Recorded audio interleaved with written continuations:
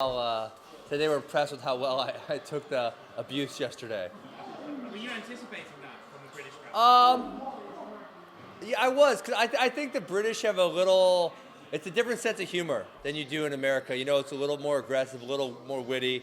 And so I kind of was expecting it, but some of them dudes were like coming at me pretty hard. So I didn't expect them to be that ballsy about it. What's been the biggest surprise that you've sort of dealt with since you've been over here dealing with the British fans? Let's see.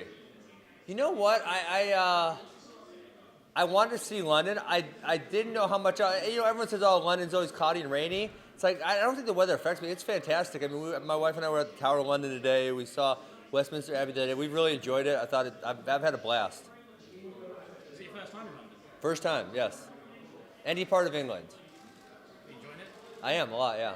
So, at this point, is it just all the talking's over and you just got to wait to see who wins tonight? Yeah, that's kind of why I said I just had a Q&A. It's like, I think if Masvidal wins, he's gonna make some lame-ass excuse why he doesn't have to fight me.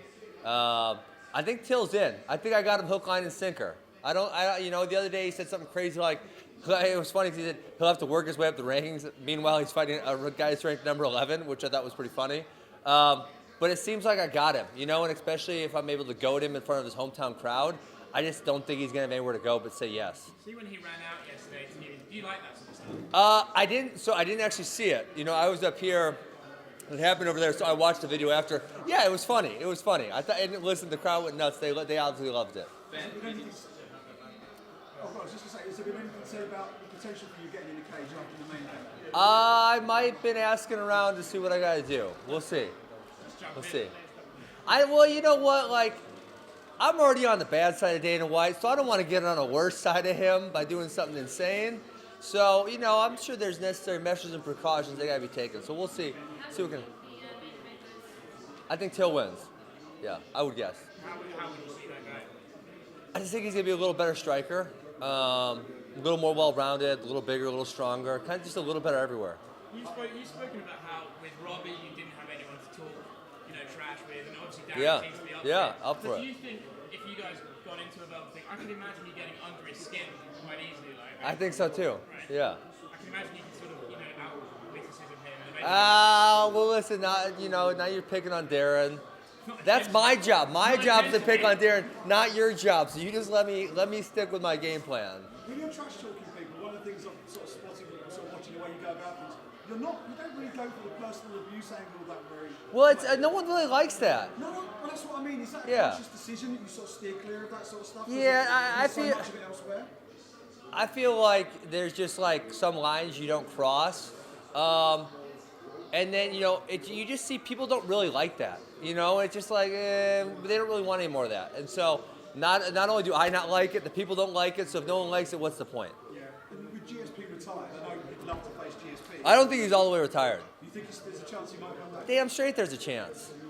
I think he was trying to fight Khabib, and I wasn't in those negotiations, but I think there was genuine interest in that fight. And from my angle, the UFC, if Khabib, one of his things right now is he's 27-0. The fact that he's got a 0 there. So if GSP comes in, beats him up, and then just says I'm done again, which is probably what he would do, right? He's not gonna say, oh, I'm back and I'm gonna fight 3 times a year. Man, that's a bad look for Khabib. I mean, you get one payday, but then it's like, what's after that? So I think that's why GSP said, hey, this just they probably weren't offering him a lot of money or something. He says it's not in for me, and then he retires. If we leave GSP to one side for a sec, I know you've been pushing for a 165 division as well. Yeah. That would seem like a tailor-made match like you and Khabib. Yeah, absolutely. 165. Yeah. How high on the totem pole would that be for you? That's hot, right? Guys going That- at it potentially for a belt. Absolutely. I mean, that's very high. I mean, if there's some way I could make that happen next, I would make it happen. I don't think I can, right? I'm thinking like 1 or 2 fights away from that happening. But that is something that'd be an awesome fight. Great storyline, both undefeated. The USA versus Russia thing always plays. So I think we have, and then you also got like the best wrestler in MMA type of thing playing. So I think you would have a whole bunch of angles to run on that fight. That would be a lot of fun. How close could you get to 155? I wrestled at 163 for my time in the Olympic International Wrestling, and that was a huge challenge for me. Like I was on a diet 12 months a year. I would never have a plate of food like that. And so that was, 163. Like I really couldn't foresee myself going any lower than that. So it's like that's 8 more pounds than 155. Like that's just totally out of the question. Whereas I could see, it would be tough for me to make 165, but I know I could do it. That's your slight set on Till, sorry, but how much pressure did Dana White put on, if any, to face Robbie again? None so far. I haven't heard from him. Well, he texted me once last night. It was last night, I think. Texted me. We had just a small text conversation. No, they haven't said anything to me. I mean, you know what the UFC does a lot of? They get a feel for what the fans are saying, and I think. Besides a few drunk British fans last night, I don't think there's not a lot of people interested in that rematch. I mean, when you say, okay, if you would have put a fan poll together for my first fight and says, who do you want to face? Robbie Lawler would have been really low on that list. There's a lot of reasons it wasn't that sought after. And so now, I think they kind of took the pulse of the fans, and the fans they want something else. The fans would choose me and Till over me and Robbie. I probably 8-1 or something like that. For you, is that someone you target because he's like third in the world, he's close to the title? There's a whole bunch of reasons, right? Yeah, I mean, third in the world.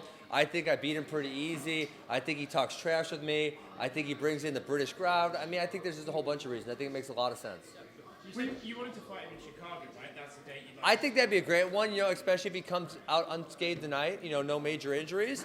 One of his big storylines has been his weight, right? He balloons up. So, I remember when I got to fight in the Bellator tournament, it was like 3 times in 3 months. And it was so awesome because I just kept my weight low. And it was like no big deal. Make weight 2 or 3 weeks later, make weight 4 weeks later. It was just like easy. So, for a fighter, the hardest time to make weight is when I know my hardest time. I retired for 10 months. I ballooned up. And now I'm like, shit, I got to lose a whole bunch of weight. If you can kind of stay lower, I'm sure that's better for him than taking 6 months off, getting really big, and then having to shrink back down again. So when do you want to have the conversation with the UFC to say, right, I want it in Chicago? Tomorrow morning. Okay. The relationship with Dana White, is that something you feel as though you have to work on and improve? Yeah, I think so.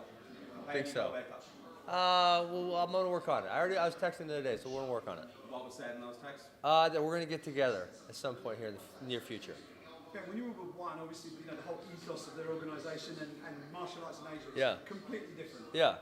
Now you're over Yeah. the Western world in the UFC. Do you feel like the shackles have come off? You can be you a little bit more. Oh yeah, a little bit. Yeah, I mean, you know what it is? They just don't like it over there. They're just like not in the whole just culture, right? I was texting with one CEO today. It's a really good friendship I've maintained, and I created while I was over there.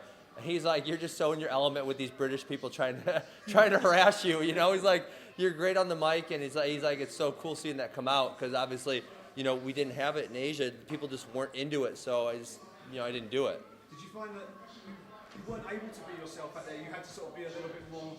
Corporate. You had to sort of fit their profile of being like a hero to the Asian. Not really. It was just like. It was, it's like if I would have got up in a Q&A in one of this pick a country over there, it wasn't going to be like last night. All their fans were going to come up drunk on the mic and yell at me. They would have said like really polite, nice things. So it's just way different. Yeah. Well, I'm already thinking like the vibe I got this week is George Masvidal is going to make some excuse not to fight me. Coming in this week, I was thinking, hey, I'll fight either one of these guys.